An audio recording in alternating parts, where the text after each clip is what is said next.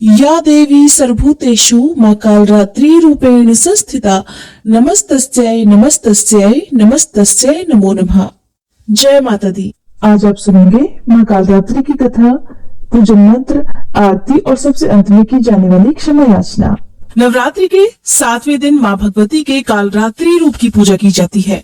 मां ने असुरों का वध करने के लिए ही ये रूप धारण किया था। कहते हैं कि जो भी भक्त सच्चे मन से मां कालरात्रि की पूजा करता है उस पर भूत प्रेत और बुरी शक्तियों का साया नहीं रहता। मां कालरात्रि का स्वरूप देखने में अत्यंत भयानक है और इनका रंग अंधकार की तरह एकदम काला है।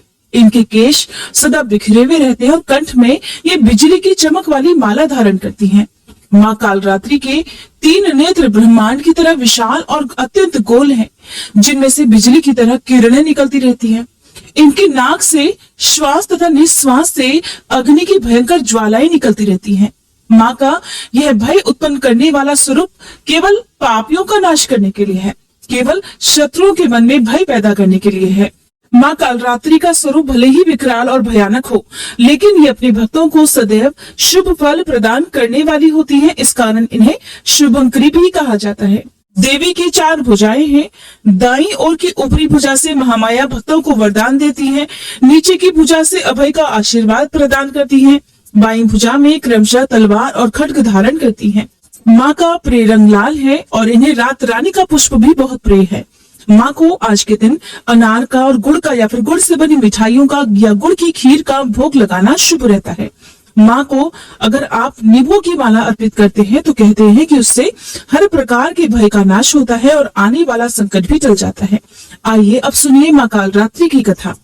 पौराणिक कथा के अनुसार रक्तबीज नाम का एक दैत्य था। मनुष्यों के साथ साथ देवतागण भी बहुत परेशान थे। रक्तबीज दानव की यह विशेषता थी कि जैसे ही उसके रक्त की बूंदें धरती पर गिरती तो उसके जैसा ही एक और दानव बन जाता, जिससे देवतागण भयभीत हो गए और वह भगवान शंकर की शरण में जा पहुंचे। भगवान शंकर जानते थे कि उस दैत्य का वध केवल देवी पार्वती ही कर सकती हैं। तब उन्होंने देवी पार्वती से दैत्य का वध करने का अनुरोध किया। तब भगवान शंकर से देवी कहने लगी कि हे प्रभु, आप मेरी ओर से दूत बनकर उस दैत्य के पास जाइए और उससे कहिए कि वह युद्ध के लिए उपस्थित हो, और उसके अलावा जो भी दैत्य वहां युद्ध करने के लिए तत्पर हो उनसे भी कहिए कि जो तुम्हें अपने जीवित रहने की इच्छा हो तो त्रिलोकी का राज्य देवराज इंद्र को दे दो।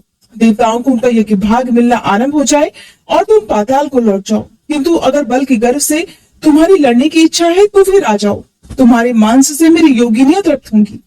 क्योंकि देवी ने भगवान शंकर को उस समय दूत के कार्य में नियुक्त किया था, इसलिए वह संसार में शिवदूती के नाम से भी विख्यात हुई। भगवान शंकर से देवी का संदेश पाकर उन दैत्यों के क्रोध का कोई आर पार न रहा और वह जिस स्थान पर देवी विराजमान थी वहां आ पहुंचे। वहां पर देवी से युद्ध करने के लिए रक्तबीज के साथ साथ शुंभ और निशुंभ नामक दैत्य भी आ पहुंचे।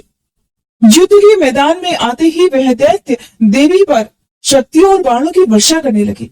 देवी ने उनके फेंके हुए बाणों, शक्तियों, त्रिशूल और परसों को अपने बाणों से काट डाला और काली देवी उस देवी के साथ आगे खड़ी होकर शत्रुओं को त्रिशूल से विदीर्ण करने लगी और खड्गवांग से कुचलने लगी। वहां पर देवी पार्वती के शरीर से दिव्य शक्तियां निकली जो सभी दैत्यों का वध करने के लिए तत्पर हो रही थी। ब्रह्माणी जिस तरफ दौड़ती थी उसी तरफ अपने कमंडल का जल छिड़कर दैत्यों के वीर और बल को नष्ट कर देती थी। इसी प्रकार माहेश्वरी त्रिशूल से, वैष्णवी चक्र से और अत्यंत कोप वाली कौमारी शक्ति द्वारा असुर को मार रही थी। शिव दूती के प्रचंड अट्टहास से कितने ही दैत्य भयभीत होकर पृथ्वी पर गिर पड़े और उनके गिरते ही वह उन्हें भक्षण कर गई। इस तरह क्रोध में भरे हुए मातृ गणों और तरह तरह के उपायों से बड़े बड़े असुरों को मरता हुआ देखकर राक्षसी सेना युद्ध के मैदान से भाग खड़ी हुई और उनको इस प्रकार भागता हुआ देखकर रक्तबीज नामक महापराक्रमी राक्षस क्रोध में भरकर युद्ध के लिए आगे बढ़ा। उसके शरीर से रक्त की बूंदें पृथ्वी पर जैसे ही गिरती तुरंत वैसे ही शरीर वाला और वैसा ही बलवान दैत्य पृथ्वी से उत्पन्न हो जाता था। रक्तबीज गदा हाथ में लेकर ऐन्द्री के साथ युद्ध करने लगा। जब ऐन्द्री शक्ति ने अपने वज्र से उसको मारा तो घायल होने के कारण उसके शरीर से बहुत सा रक्त बहने लगा और उसकी प्रत्येक बूंद से उसके ही समान बलवान और महापराक्रमी अनेकों दैत्य भयंकर रूप से प्रकट हो गए। वह सब के सब दैत्य रक्तबीज के समान ही बलवान तेज वाले थे। वह भी भयंकर अस्त्र शस्त्र लेकर देवियों के साथ युद्ध करने लगे। जब ऐन्द्री के वज्र प्रहार से उसके मस्तक पर चोट लगी और रक्त बहने लगा तो उसमें से हजारों ही पुरुष वहां पर उत्पन्न हो गए। वैष्णवी ने चक्र से और ऐन्द्री ने गदा से रक्तबीज को चोट पहुंचाई और फिर वैष्णवी के चक्र से घायल होने पर रक्तबीज के शरीर से जो रक्त बहा उससे हजारों महाअसुर उत्पन्न हो गए, जिनके द्वारा यह संपूर्ण जगत व्याप्त हो गया। फिर कौमारी ने शक्ति से, वाराही ने खड्ग से और माहेश्वरी ने त्रिशूल से उसको घायल कर दिया। इस प्रकार क्रोध में भरकर उस महादैत्य रक्तबीज ने सभी मात्र शक्तियों पर अलग अलग गदा से प्रहार किया और माताओं ने भी शक्ति तथा शूल इत्यादि से उसको जो बार बार घायल किया, उससे देखते ही देखते सैकड़ों महादैत्य उत्पन्न हो गए और इस प्रकार उस रक्तबीज के रक्त से उत्पन्न हुए असुरों से संपूर्ण जगत व्याप्त हो गया। अब जिससे देवताओं को बड़ा भय हुआ, देवताओं को भयभीत देखकर देवी चंडिका ने काली से कहा, हे चामुंडे, अपने मुख को बड़ा करो और मेरे शस्त्राघात से उत्पन्न हुए इन रक्त बिंदुओं को और रक्त बिंदुओं से उत्पन्न हुए महाअसुरों को तुम अपने इस विशाल मुख से भक्षण करती जाओ। इस प्रकार रक्त बिंदुओं से उत्पन्न हुए महादैत्यों को भक्षण करती हुई तुम इस युद्ध भूमि में विचरो और इस तरह से रक्त क्षीण होने से यह दैत्य रक्त बीज नष्ट हो जाएगा। तुम्हारे भक्षण करने के कारण अन्य दैत्य उत्पन्न नहीं होंगे। देवी काली से इस प्रकार कहकर चंडिका देवी ने रक्त बीज पर अपने त्रिशूल से प्रहार कर दिया और काली देवी ने अपने मुख में उसका रक्त ले लिया। तब उसने गदा से चंडिका पर प्रहार किया। प्रहार से चंडिका को बिल्कुल भी कष्ट नहीं हुआ, किंतु रक्त बीज के शरीर से बहुत सा रक्त बहने लगा। लेकिन इस बार उसके गिरने के साथ ही देवी काली ने उसको अपने विकराल मुख में ले लिया। काली के मुख में उस रक्त से जो असुर उत्पन्न हुए उनको उसने तुरंत ही भक्षण कर लिया और रक्त को पीती गई।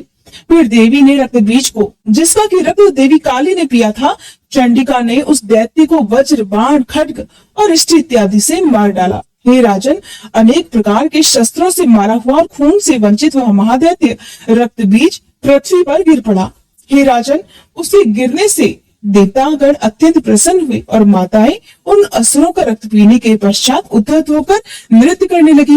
इस प्रकार देवी काली ने रक्तबीज नाम के राक्षस का वध कर दिया। ये थी माँ कालरात्रि की कथा। अब जानिए पूजन मंत्र, आरती और क्षमा याचना के बारे में। माँ कालरात्रि की पूजा का मंत्र, ओम देवी कालरात्रे नमः। प्रार्थना, एक वेणी जपा कर्णपूरा नग्नाखरा स्थिता लंबोष्ठी कर्णिका कर्णी तैलाभ्यक्त शारिणी वामो पादोल्लसलोल्लह लता कंटक भूषणा वर्धन मूर्ध ध्वजा कृष्णा काल रात्रि भयंकरी। माँ का स्तुति मंत्र, या देवी सर्वभूतेषु माँ कालरात्रि रूपेण संस्थिता नमस्तस्यै नमस्तस्यै नमस्तस्यै नमो नमः। माँ की आरती, ओम जयति जय काल रात्रि मैया, जयति जय काल रात्रि, दुष्टों की संहारिणी सुखों की माँ दात्री। ओम जयति जय काल रात्रि, रूप भयंकर माँ का दुष्ट सदा कापे, भक्त सदा हर्षावे रिद्धि सिद्धि पाते। ओम जयति जय काल रात्रि, महामयी तुम जग की दयामयी हो माँ, भैरवी भद्र काली चामुंडा कई नामा। ओम जयति जय काल रात्रि, सप्तम नवरात्र में साधक धरता ध्यान, सिद्धियां भक्त जन पावे मिटता हर अज्ञान। ओम जयति जय काल रात्रि, खड्ग धारणी मैया वर मुद्रा धारी, सृष्टि करे नित आरती गुण गावे नर नारी। ओम जयति जय काल रात्रि, सर्व जगत है मैया तुमसे प्रकाशित है, कर दो कृपा है मैया हम सब याचक हैं। ओम जयति जय काल रात्रि, भूत प्रेत डर भागे मैया जब तुम आती, शत्रु भय न सतावे करुणा माँ बरसाती। ओम जयति जय काल रात्रि, गर्दभ सवारी साजे दुखों का अंत करे, निर्बल शक्ति पावे भय से मां मुक्त करे।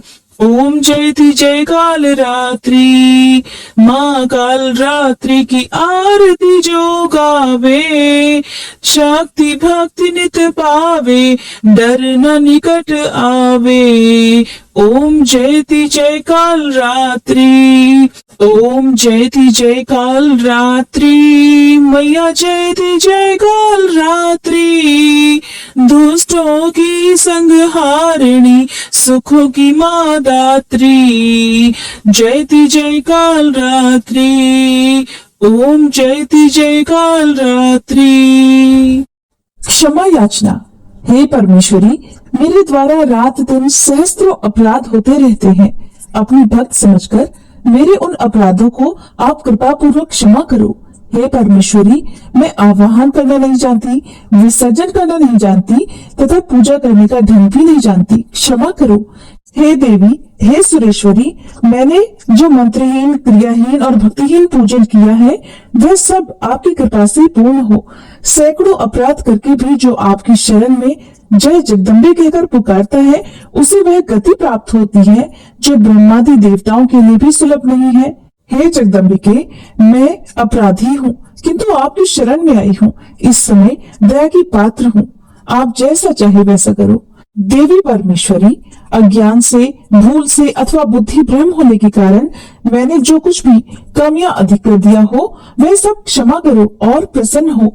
हे सच्चिदानंद स्वरूपी परमेश्वरी, हे जगन्माता कामेश्वरी, आप प्रेम पूर्वक मेरी यह पूजा स्वीकार करो और मुझ पर प्रसन्न रहो। देवी सुरेश्वरी, आप गोपनीय से भी गोपनीय वस्तुओं की रक्षा करने वाली हो। मेरी पूजा को ग्रहण करो और आपकी कृपा से मुझे सिद्धि की प्राप्ति हो। अगर आज की ये वीडियो आपको अच्छी लगी हो तो लाइक जरूर कीजिएगा।